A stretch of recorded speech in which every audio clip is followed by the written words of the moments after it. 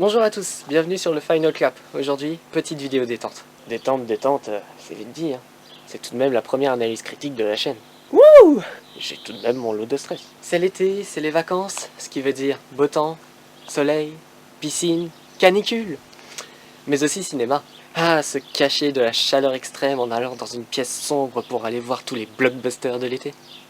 J'ai justement profité dernièrement du printemps du cinéma pour aller voir le film dont on va parler aujourd'hui. Wouh! Et oui, aujourd'hui, on va parler de Toy Story 4. Et on commence cette analyse critique avec une partie sans spoiler. Pour résumer, à la fin de Toy Story 3, Andy donne tous ses jouets à Bonnie, une petite fille.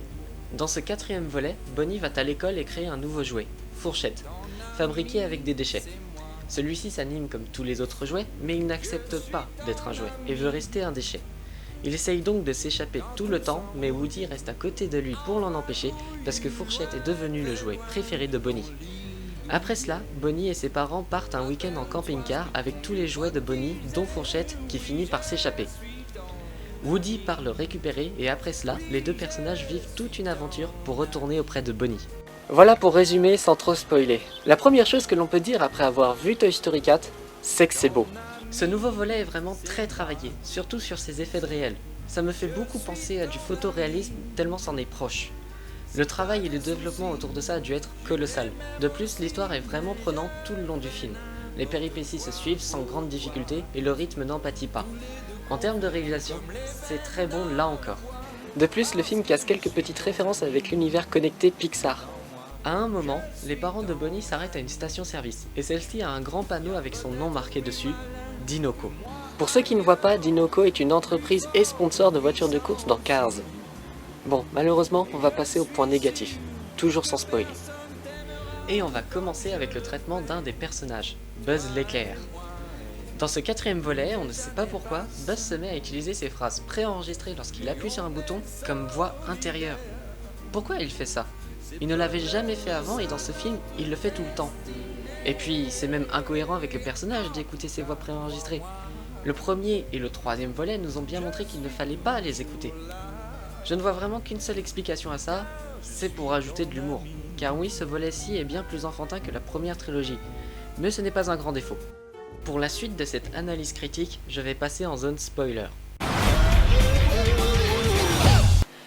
Pour cette partie spoil, je vais malheureusement rester sur des points négatifs. Lors de cette aventure, Woody retrouve la bergère, et pour moi, la bergère est le plus gros point noir du film. Première chose, sa voix française a encore changé. Pour cet opus, il s'agit de Audrey Fleurot qui prête sa voix. Mais elle est bien différente des deux premières interprètes, à savoir Rebecca Dreyfus pour le premier volet et Vanina Pradier pour le second. Le changement est plutôt radical et ça m'a dérangé durant le visionnage. Petit point positif, le personnage de la bergère dans ce volet est devenu une femme forte, ce qui fait plaisir à voir même si le film force un peu trop dessus. Là encore, on continue avec la bergère par rapport à la fin du film. Celle-ci, tout le long du film, fait comprendre à Woody que ce n'est pas si mal d'être un jouet perdu. Et Woody, à la fin du film, se sépare de tous ses amis et abandonne Bonnie pour rester avec la bergère dans une attraction.